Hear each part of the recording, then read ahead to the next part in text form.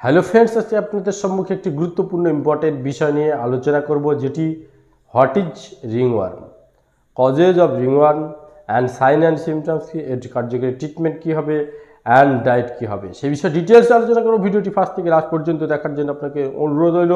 চলো বন্ধু, শুরু করা যাক আজকের আলোচনা। বন্ধুরা, রিংওয়ার্ম হলো একটি ছোঁয়াচে চর্মরোগ, যে চর্মরোগটি অত্যন্ত যন্ত্রণাদায়ক একটি চর্মরোগ, যেটাকে ফাঙ্গাল ইনফেকশন বলে আমরা অভিহিত করে থাকি ডাক্তারি ফর্মালাতে।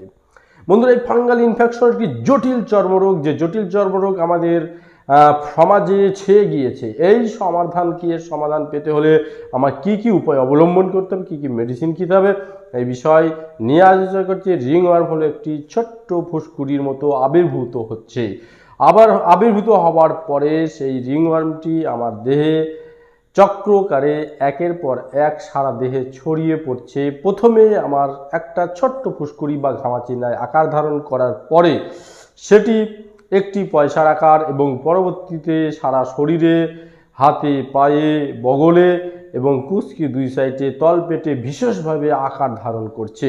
বন্ধুরা, এই সমস্যা থেকে রেহাই পেতে হলে আমাদের ভীষণ বেগ পেতে হচ্ছে, যেটা আমরা অন্যান্য ট্রিটমেন্ট প্রসেস অবলম্বন করে আমরা এর সমাধান পাচ্ছি না। কিছুদিন হয়তো ভালো থাকছি, কিন্তু পুরোপুরি রিলিফ পাচ্ছি না, পুরোপুরি মুক্তি পাচ্ছি না। এই মুক্তির উপায় নিয়ে আজকে আপনাদের সম্মুখে উপস্থিত হয়েছি। কজেজ অফ ডিজিজ, রোগের কারণ কি। বন্ধুরা, এর অনেকগুলি সাইন সিমটমস রয়েছে, কারণ রয়েছে। তার ভিতর থেকে ইম্পর্টেন্ট কারণ আমি যেগুলো খুঁজে পেয়েছি, যেগুলো হলো ব্যাকটেরিয়া, ভাইরাস, ফাঙ্গাসের আবির্ভাব, যেগুলি আমার শরীরে 3 ধরনের জীবাণু আক্রমণ করে: tinea circinata, tinea cruris and tinea pedis.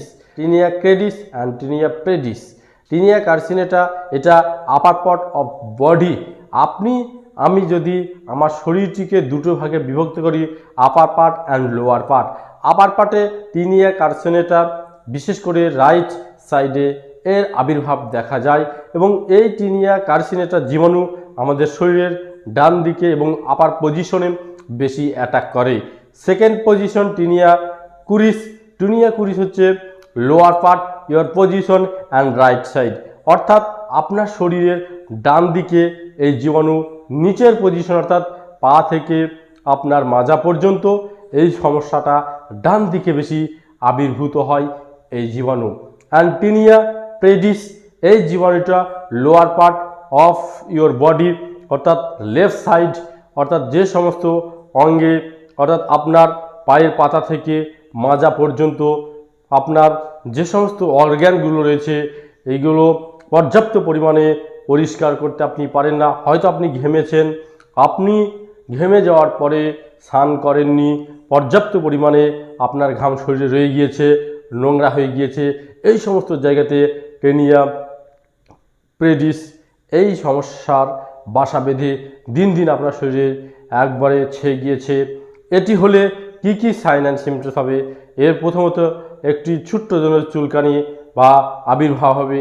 এই আবির্ভাব হওয়ার পরে জায়গাটা কর্কশ হবে, লাল হবে, চুলকাবে, জ্বালা করবে, অসহ্য চুলকানি, যে চুলকানিতে আপনি সহ্য করতে পারবেন না। প্রথম দিকে একটুখানি হবে, পরবর্তীতে দিন দিন সারা শরীরে ছেয়ে যাবে। এর আবির্ভাবের জন্য আপনাকে চুলকাতে বাধ্য হতে হয়। চুলকানোর পরে আপনি আরাম পান না, অত্যন্ত জ্বালা করতে থাকে, রস ঝরতে থাকে, অথবা খুশকি উঠতে থাকে এই রিংওয়ার্মের দ্বারা। বন্ধুরা, এই সমস্যার হাত থেকে রেহাই পেতে গেলে কি উপায় অবলম্বন করতে হবে? অনেকগুলি হোমিওপ্যাথির ওষুধ এসে, সেই ওষুধের ভেতর থেকে আজকে আপনাদের সম্মুখে ভেরি ইম্পর্টেন্ট একটি মেডিসিন নিয়ে হাজির হয়েছি, যে মেডিসিনটি অ্যাপ্লাই করলে আপনার শরীরে 100% কাজ হবে, যদি এই মেডিসিনের সিমটমস আপনার শরীরে থেকে থাকে। বন্ধুরা, এই মেডিসিনটির সিমটমস বলার আগে আপনাকে বলে যাই, যদি আপনার শরীরে এই সিমটমস থাকে, তবে আপনার শরীরের এই মেডিসিনটি কাজ হবে। মেডিসিনটি নিয়ে আলোচনা করার আগে, আপনার শরীরে যদি অত্যন্ত গরমে এই রিংওয়ার্ম অর্থাৎ দাঁত বা ফাঙ্গাল ইনফেকশনটি বেশি হয়, অত্যন্ত জ্বালা করতে থাকে, চুলকাতে থাকে, এবং এই জ্বালার সঙ্গে পেশেন্টের চুলকানোর পরে অত্যন্ত ছটফটানি হতে থাকা যায়, এবং এই সমস্যাটা সলভ করতে সে বারবার ঠান্ডা জল দিতে থাকে, তাহলে বন্ধুরা আমরা যে মেডিসিনটি আলোচনা করব এই মেডিসিনটি হলো টিলুরিয়াম হোমিওপ্যাথি মেডিসিন। টিলুরিয়াম মেডিসিনটি অত্যন্ত গুরুত্বপূর্ণ কার্যকারী আপনার রিংওয়ার্ম অর্থাৎ দাঁত বা এই ফাঙ্গাল ইনফেকশনকে দূরীভূত করতে খুবই মূল্যবান একটি মেডিসিন। এই মেডিসিনটি অ্যাপ্লাই করবে কীভাবে? এই মেডিসিনটি সাইন অ্যান্ড সিমটমসকে বন্ধুরা এই মেডিসিনটির পেশেন্ট যে হবে তার বিশেষ করে আপার থেকে লোয়ার পজিশনের দাঁতগুলো বেশি দেখা যাবে এবং এত জ্বালা করতে থাকবে, এত চুলকাইতে থাকবে যে গরম হলেই তার সমস্যা দ্বিগুণ আকারে বেড়ে যাবে এবং এত বেড়ে যাবে যে পেশেন্ট চুলকিয়ে ছটফট করতে থাকবে, জ্বালা হতে থাকবে, খোস উঠতে থাকবে। এই সমস্যাগুলো রাত্রিবেলা বৃদ্ধি পায়, গরমে বৃদ্ধি পায় এবং ঠান্ডাযুক্ত কোনো জিনিস দিলে, লোশন দিলে, পানি দিলে বা একটু নারকেল তেল দিলে একটু আরাম বোধ করে। তাহলে বন্ধুরা এই ধরনের সিমটমস যদি থাকে এই টিলুরিয়াম মেডিসিনটি অত্যন্ত গুরুত্বপূর্ণ কার্যকারী মেডিসিন আপনার জন্য, যদি আপনার শরীরের এই সাইন সিমটমের সঙ্গে মিলে যায়। সেকেন্ড, আপনি কিভাবে খাবেন? আপনি খাবেন এই মেডিসিনটি যদি আপনার শরীরের সঙ্গে মিলে যায়। সপ্তাহে 4টে করে বড়ি সপ্তাহে 2 দিন খাবে, সপ্তাহে 2 দিন খাওয়ার পরে আবার পরবর্তী সপ্তাহে 2 দিন খাবে। এইভাবে ব্যবহার করবে যদি অনেক দিনের সমস্যা হয়ে থাকে। আর যদি অল্প দিনের হয়ে থাকে 1 সপ্তাহ খাওয়ার পর ওয়েট করবেন। আর বন্ধুরা 4টে করে গ্লোবেলস সপ্তাহে 2 দিন খাবে, তার বেশি খাবে না।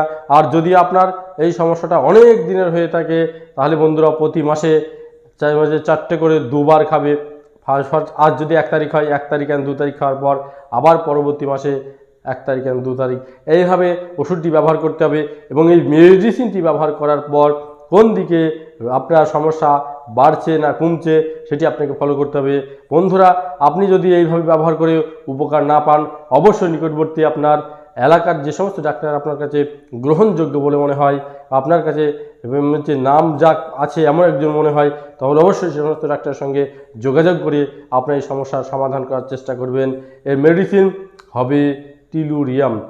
বন্ধুরা আজকে কী খাবে আর কি খাবে না, এই রিংওয়ার্ম হলে আপনার বিশেষ করে যে খাবারগুলি খেলে আপনার এই ধরনের সমস্যা, এই ফাঙ্গাল ইনফেকশন দ্রুত বেড়ে যেতে পারে।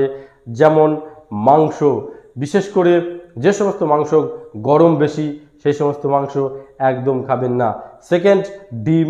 থার্ড, কচু, ভেন্ডি। আর এর সঙ্গে খাবেন না আপনার বেগুন এবং চিংড়ি মাছ, ইলিশ মাছ। এই সমস্ত খাবারগুলি খেলে এই ধরনের চুলকানি আরও দ্বিগুণ থেকে দ্বিগুণ আকার ধারণ করবে। বন্ধুরা যে সাবানগুলি আপনি ব্যবহার করছেন, যে কোনো সাবান আপনি ব্যবহার করতে পারবেন না যে সাবানগুলোর ভিতর ক্ষার রয়েছে। সেই ক্ষারযুক্ত সাবান ব্যবহার করলে আপনার চুলকানি দ্বিগুণ বেড়ে যাবে। তাই আপনাকে পর্যাপ্ত পরিমাণে প্রতিদিন দিনে 2বার থেকে 3বার স্নান করতে হবে। এবং সাবান যেটি ব্যবহার করবেন সেটা ক্ষারবিহীন সাবান ব্যবহার করবেন, যে কোনো সাবান ব্যবহার করবেন না। যেমন নিম সাবান হতে পারে, ডেটল সাবান হতে পারে, লাইট বয় সাবান ব্যবহার করতে পারেন। এছাড়া হোমিওপ্যাথি মেডিসিনদের কিছু সাবান আছে মেডিসিন, সেই মেডিসিনের সাবান আপনি ব্যবহার করতে পারেন। বন্ধুরা এই ছিল আজকের ভিডিও, আজকের টপিক। যদি ভিডিওটি ভালো লেগে থাকে অবশ্যই লাইক করতে ভুলবেন না। আর যদি আমার চ্যানেলে নতুন হয়ে থাকে অবশ্যই চ্যানেলটিকে সাবস্ক্রাইব করে পাশে থাকবেন এবং পরবর্তী মেসেজ পাওয়ার জন্য সবার আগে চ্যানেলটিকে সাবস্ক্রাইব করে রাখবেন।